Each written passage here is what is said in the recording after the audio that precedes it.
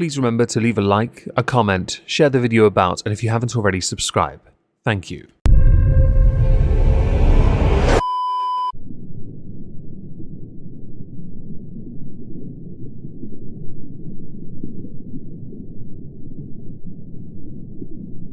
Well, isn't this just fantastic? Captain's log, subdates 230615.2. As we powered down, we decided to put all crew in an ISO queue that will then be stored in Bork's prefrontal cortex. The crew have also been ordered to party non-stop, as it will piss Bork off and amuse me while he suffers.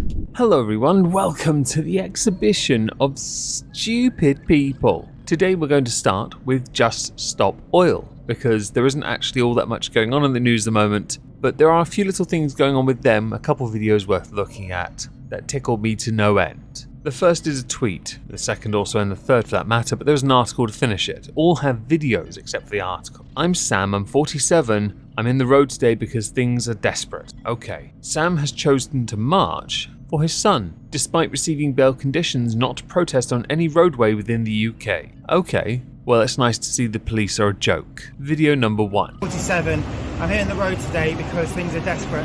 We have to take action. Our government is going to is committing genocide in its actions of opening up 120 new, maybe even 130 new fossil licenses in the North Sea. It's just obscene. And a new coal mine, it makes absolutely no sense. The UN is calling for sanity, the International Energy Authority is calling for sanity, and it's not happening. We have to demand it. We need to be on the road doing that. That's why we're here today. That's why we'll be there tomorrow and the day after, and as long as it takes until we win. Video number 2 concerns somebody we've spoken of on this channel before, Phoebe Plummer, who along with another individual, Okienative, threw soup over some art and glued their hands to something, frame, the door, the floor, I can't remember. But much like the first person, her bail conditions also state not to protest on any roadway within the UK. So naturally, Phoebe Plummer decided to slow march for no new oil and gas. So she got arrested. Here's video number 2. One more sip. She's got hash browns coming. Unfortunately, she's not going to have those. Ah. Being arrested right now at the cafe, we got off the road when they asked us to, when they issued the section 12, but I have bail conditions not to protest on any road in the UK.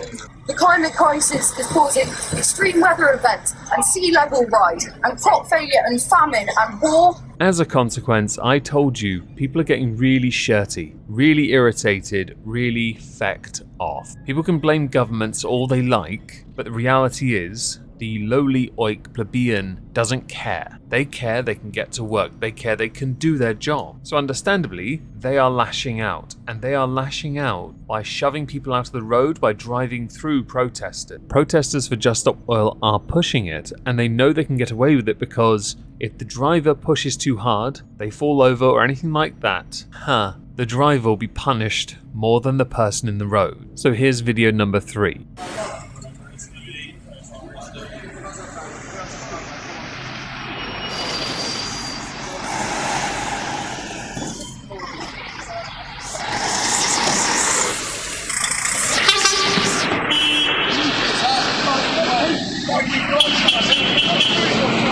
To evolve their tactics, Just Stop Oil have recently started slow cycling because they're not breaking the law by being in the road if they're on a push bike. But what they do is they create a little sideways convoy, so nobody can get past them unless you drive through them. Now, they're in London, so already there's a mistake here. Cyclists are the lowest of the low. Taxi drivers and buses rule those roads. And if you are unfortunate enough to be caught in front of one of those, the response will be inevitable. Your bike will be annihilated, even if it is a Boris bike you may have borrowed. As a final little thing, we need to look at the cost to the Metropolitan Police in the past 6 weeks of protesting. More than 86 arrests have been made over 156 slow marches and other disruptions. Metropolitan Police have stated they will continue to take swift action against these activists. But the cost has gone up because nearly 13,770 officer shifts have been used dealing with the demonstrations.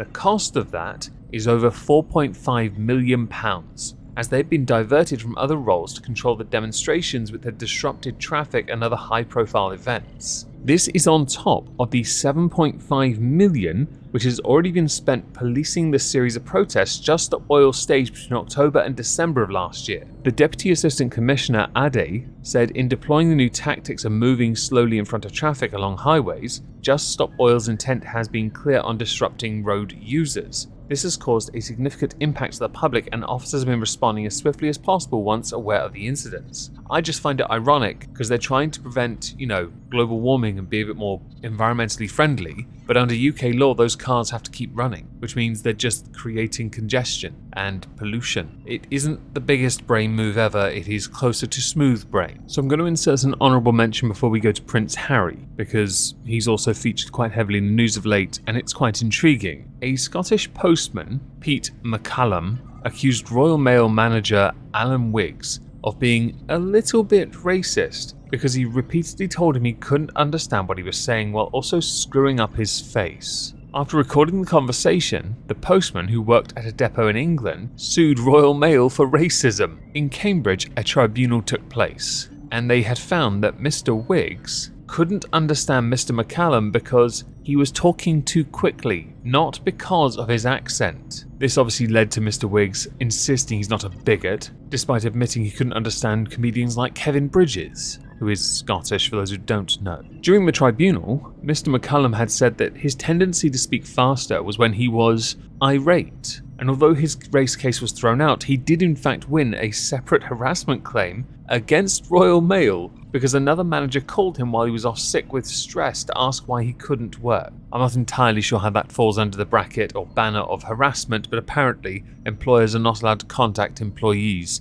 to see why they're not doing their sodding job. One piece of key context that had the whole case thrown out was that Mr. Wiggs had suffered a stroke in 2016, which led to him struggling to process information. The increased pace in speech made it harder for him to understand. Simple as that, really. I just love that when someone doesn't understand you, your first response, Mr. McCallum, is to go, but racism. How quaint. The trial concerning Prince Harry and the MGN, Mirror News Group people, is in its 6th week. It's been going on for quite some time. There are other people who are also involved in this, but Prince Harry is obviously the focus of this because he alleges unlawful information gathering via a phone hack. Prince Harry spent a total of a day and a half in the witness box giving statements, answering questions, and being probed over inconsistencies. These inconsistencies were probed considerably because they were derived from his book Spare. One of many articles I saw came from The Guardian that said Prince Harry's clash in court left him lost for words but not defeated. Watching Prince Harry in court last week, it was tempting to believe that he had no idea what he had let himself in for. That King Charles's son had been horribly ill-advised in bringing his phone hacking case against Mirror Group newspapers to the King's bench, and therefore committing himself to an unprecedented day-and-a-half cross-examination from a forensic King's Counsel. The reports from the newspapers screamed how the Duke of Sussex was in the land of total speculation, and that he was rattled and mumbling as his case fell apart, and that he was not aware of any evidence that he had been hacked. What could he have been thinking? Something which he did also concede. He had to speculate because he had no definitive proof that they were hacking his phone, that they had his ex-girlfriend's phone numbers, that they were running articles that seemed coincidental, yes, but he had nothing to actually validate those beliefs. He went so far as to write a witness statement, which was released on Wednesday morning, saying Piers Morgan, who was the editor of The Mirror at that time, and his band of journalists earwigging into my mother's private and sensitive messages, in the same way as they have me, makes me feel physically sick, because everything's about his mother. With no level of irony, he suggested that it was a downward spiral for his life, whereby the tabloids would constantly try and coax me, a damaged young man, into doing something stupid that would make a good story and sell lots of newspapers. Such behaviour on their part is utterly vile, says the guy who dressed up as a Nazi for a fancy dress party. All of which is additionally quite amusing because a good deal made of the prince's admission in court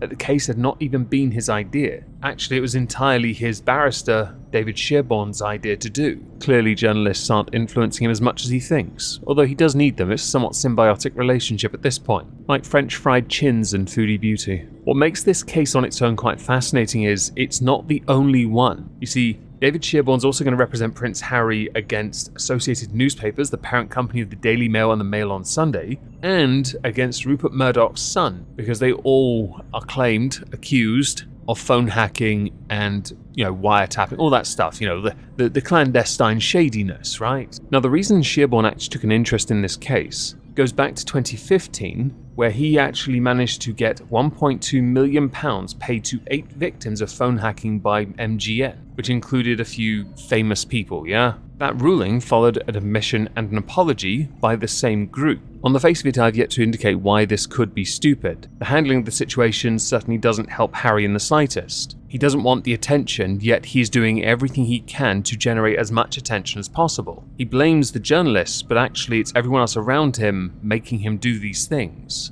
Whether there's any validity to the phone hacking, I'm not entirely sure. That has to be proven. Problem with UK courts is high probability is where we often end up, and that doesn't mean definitive. It's akin to that of a science experiment with no actual result. Queen Consort Camilla's biographer Christopher Wilson set out 20 things that Meghan and Harry have done wrong. Some of them couldn't care less about, but ones like not to brag. Harry indicated the happiest days of his life were in the army, but his memoir he claims that actually, no, that's not the case. Spare change. Princess Diana bitterly regretted making public her version of the breakdown of her marriage. Harry's memoir, Spare, caused almost the same level of hurt. Diana wrought her revenge without taking a penny. Harry got $16.5 million in advance. Didn't that book go on sale, really quickly, clearance sale? Fast or reduced because people weren't actually that interested? You have those that were broadcasting the Oprah Winfrey interview they did. The blame game, where essentially Harry blames William for most of the things wrong with his life. Because of the fallout with William and Kate, they barely lived at Frogmore and sodded off. It cost the taxpayer a lot of money, by the way.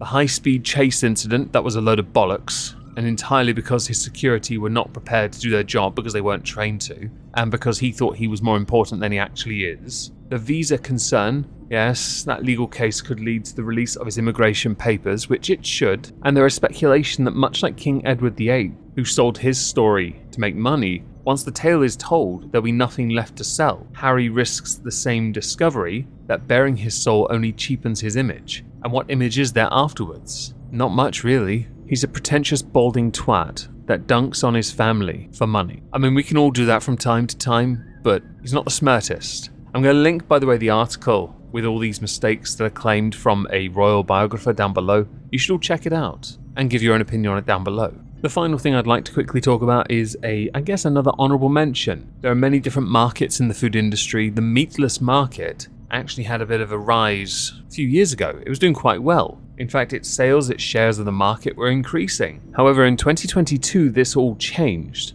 Meatless Farm made plant-based alternatives to meat and was stocked in major UK supermarkets. In fact, its products made their way to the US, China, and many other European countries. However, Morten Toft Beck, the Danish entrepreneur that started the company in 2016, has, he's had to admit that it's now, going into insolvency, because turns out its share of the market is only 1.2% of the, plant-based meat replacement market, compared to a bigger rival Beyond Meat, which is 3.3%. Add to that the cost of living crisis, and people are less interested in buying the product because it's cheaper to buy meat than it is a meat replacement in some instances. I only wanted to put this here because I just wanted to make one snide remark, but it turns out I can't be asked to go beyond nothing of value is lost. F, I guess? Yeah? Are we doing that? Sure.